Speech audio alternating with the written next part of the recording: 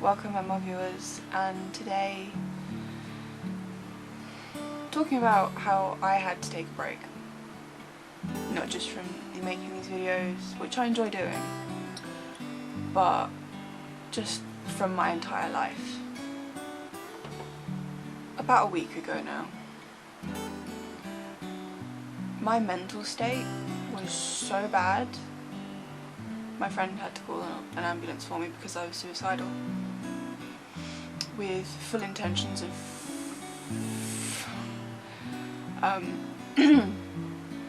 committing to the act.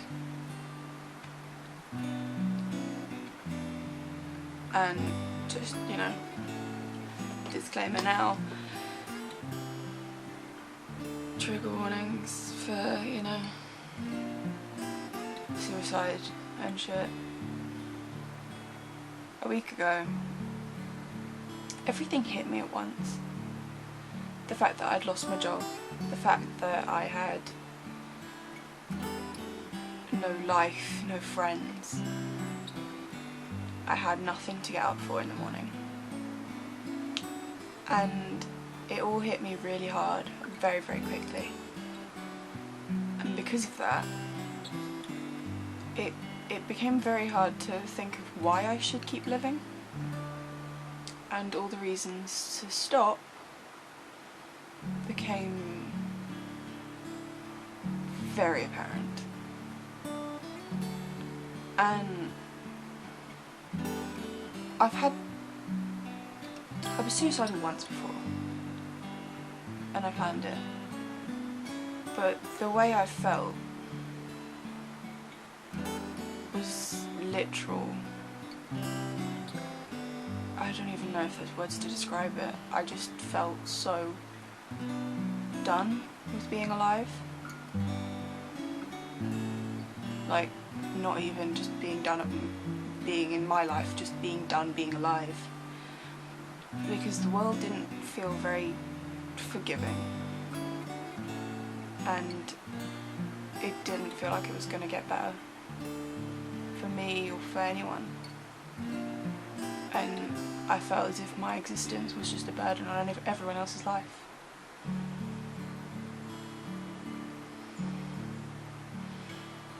And I think the only reason that I didn't kill myself, which by the way was going to be overdose, because I had an entire, I think it was like a month's worth of anti-anxiety medication that I hadn't taken. I was planning on taking the whole thing and then washing it down with alcohol.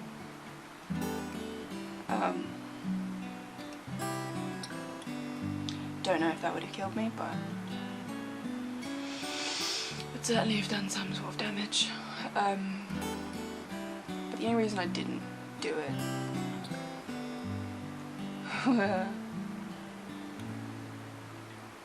was because I'm not the only one inside my head. I'm not.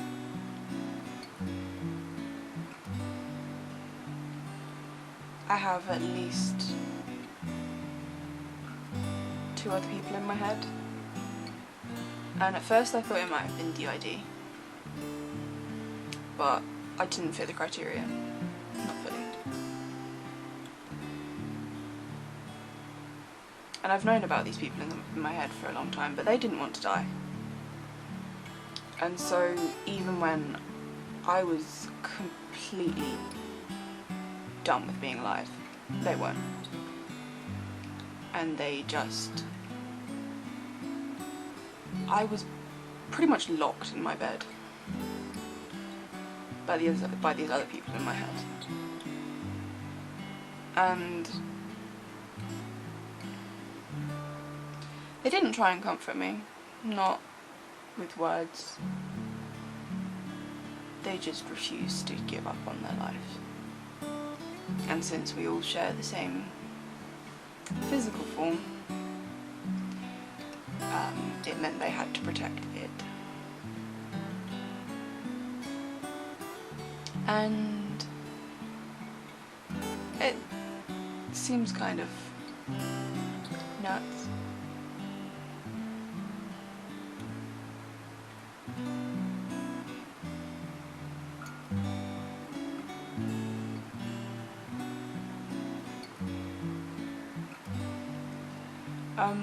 But yeah, so I was talking to my friend and she could hear how upset, and well, at first I was upset and then I stopped being upset because I was just sort of, it's like when you know you have to get up for school or work, you don't want to do it, you don't, but you know you have to. That's how it felt about my life and taking my own life. It felt as though it was just a chore, but not something that was to be feared, to be upset about. It's just an unpleasant task that needed to happen. And so my friend called 111 because I wasn't technically in immediate danger. And if you're wondering, I'm the one who told her to call 111. She lives too far away to come get me and take me to the hospital herself.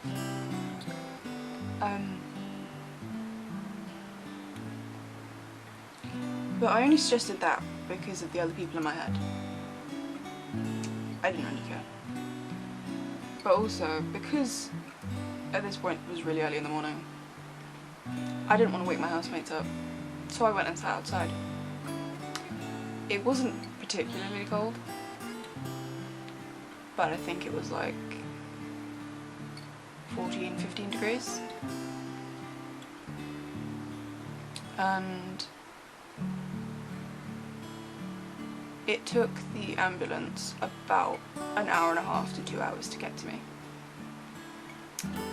And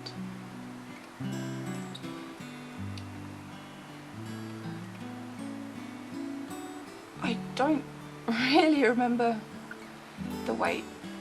I just remember sitting on the curb outside because I didn't want to wake my housemates up. And then I saw flashy lights and it sort of brought me back to reality. I think I was mostly just sat on the curb spacing out. And don't get me wrong, it was cold, but it wasn't really. But obviously the ambulance pulled up and got me into the back, and I had to tell them everything and whatever. Again, don't really remember saying any of this stuff. But they took my vitals and whatever.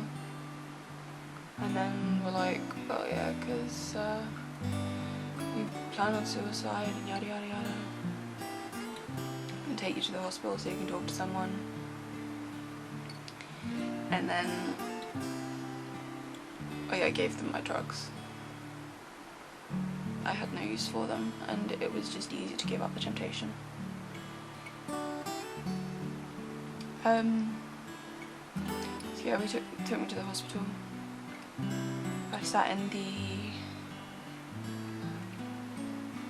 A&E, I think. I don't fucking know where I was, so I was just taken into the hospital.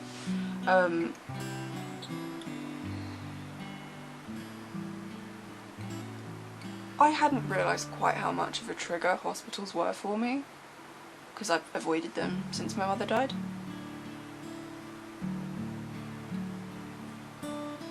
But sitting in that hospital bed, listening to the constant beeping of fucking monitor things, it just,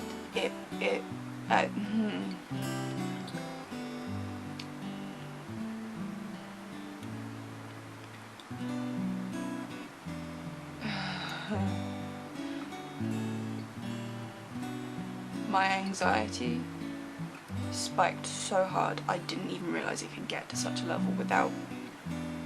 I think it was a panic attack, just minus...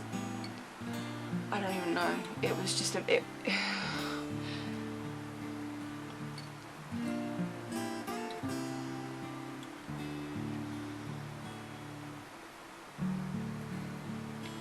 But I was very triggered that night, and it didn't help that they pretty much abandoned me in my hospital bed. And I get it, I wasn't a high priority victim because I wasn't in immediate danger. And with all the cuts to the NHS mental health service, there's not much I can do about that. But for someone who was suicidal, I don't really think it's a smart idea to just leave them alone. But, and I don't know really what happened. I just remember being really, really triggered. And then one of the other people in my head came to front with me, and she looked after me. She doesn't get triggered by hospitals. It's not one of her things.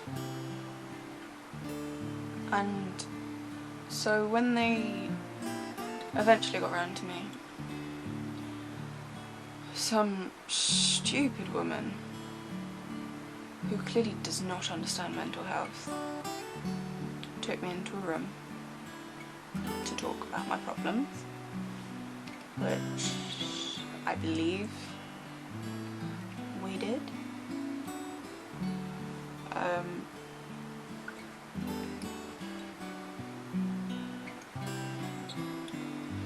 We told them all the problems we'd been through and all that shit, the fun stuff. And I kept telling her about my anxiety, and as per usual, the only help she offered me, since at this point I wasn't registered with a GP service, the only help she could offer me was giving me a bunch of numbers. And I made it very clear to her, I can't call people.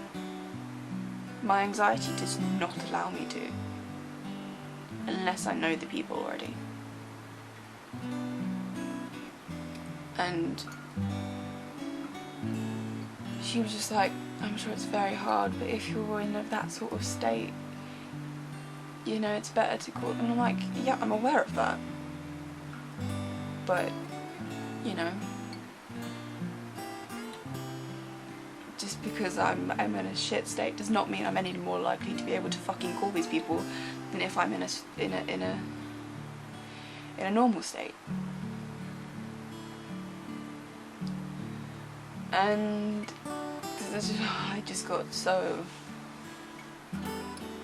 well, I got very angry with this woman, and my protector, she just got very bored of the conversation because it was just going round and round in circles.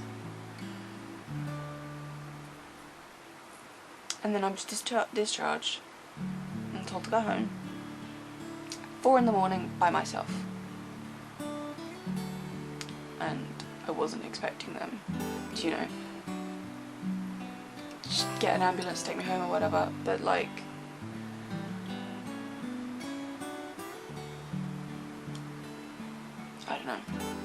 I don't know what the fuck they were doing. It was just a very pointless trip to the hospital. The only benefit that came out of it was that they took my medication that I was going to use. And then fast forward a couple of days, I've had my sister call the doctor surgery to get me an appointment to register with them, which, by the way, is just a convoluted system. It's just a lot of fucking effort. I had to go to that, and once again I couldn't do it by myself, it was too anxiety inducing, and so my protector was with me again.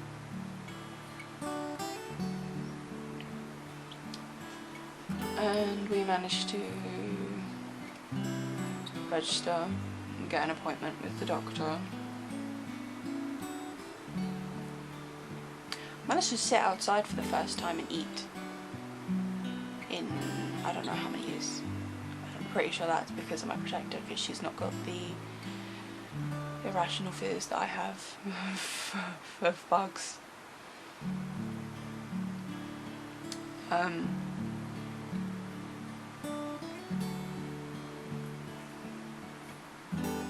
And then we had the appointment with the doctor and told her our problems, and she prescribed us basically the same medication that we'd just given up to the, what's it called? Ambulance service, paramedics, that's the word.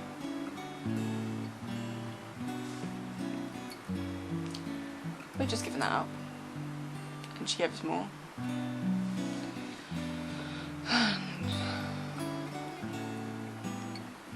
We took some, one being some, by the way,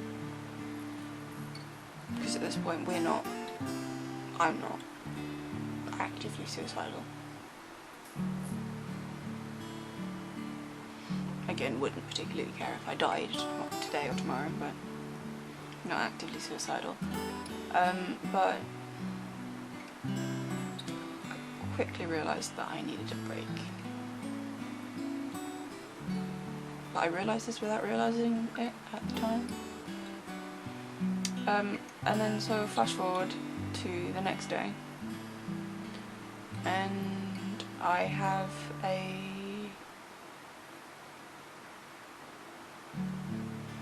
what the fuck is the word? Interview. That's it. For a modelling job at a modelling agency. And it's something that I don't know. Seems like fun. As a child I was a true attention seeker. And wherever the camera went, I went as a kid. And kind of got blacked out a bit during my teenage years because of all the other shit that happened. But now that I have no job, it seems like the best time to go and the fuck is the word? Go for it. Seems like the best time. And so I went for this interview, and I fully expected to walk out without a job, without a contract. But surprisingly, I did very well. I also only have partial memory from the interview.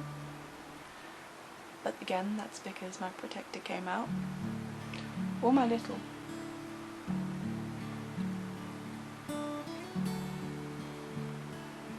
One of the two, both of the two probably. But they came out and I aced the interview, and so now I've got a contract with them. Still working through the details, but in the next few months I should start modelling, which I wish I could be happy about. But the same day, because my friend came with me, because I can't do public transport at all by myself, because like I have the sense of location if I don't even fucking know what animals are bad at travel. a sloth. I have the travel sense of a sloth. Literally. It's terrible.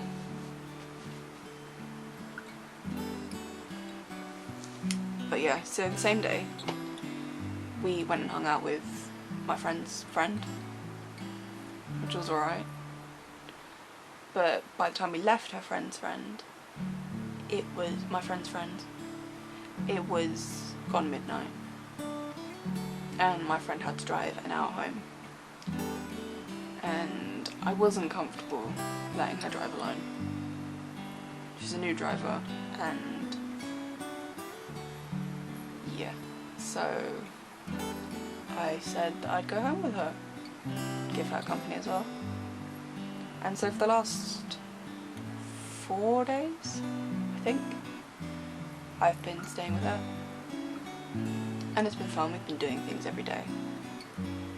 But it's like taking a vacation, because the day she said she was taking me home, it's like everything tried flooding back. And it just reminded me of how little I wanted to go home. Because I've got nothing for me here, not really. I have a bed and a roof over my head and a cupboard in the kitchen with food. But what I want from life is no longer things. I don't want items. That's why I don't celebrate Christmas or birthdays. There's also other reasons I can't celebrate those things. But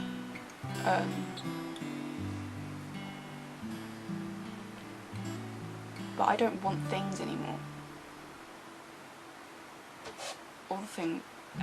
Anything I want aren't items, they're objects. They are a good social life. No more mental problems, because chances that's never going to happen. But, you know, fewer.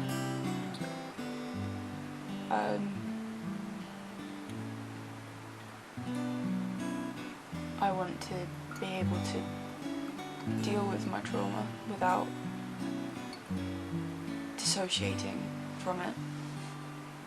But that's why I had to take a break from my life.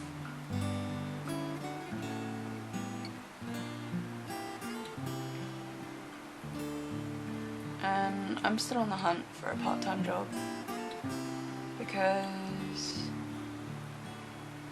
obviously the modelling is fun and everything, but until I make it as a model, if I make it, then I would have to, you know,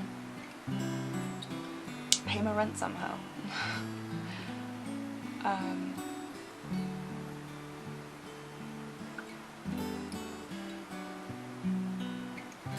And so, again, I'm not actively suicidal anymore. And I'm gonna hope that these anti-anxiety medications start working. And I just generally hope that my life gets a bit better from here.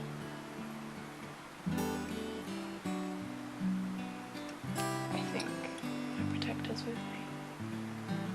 She's far more hopeful than I am.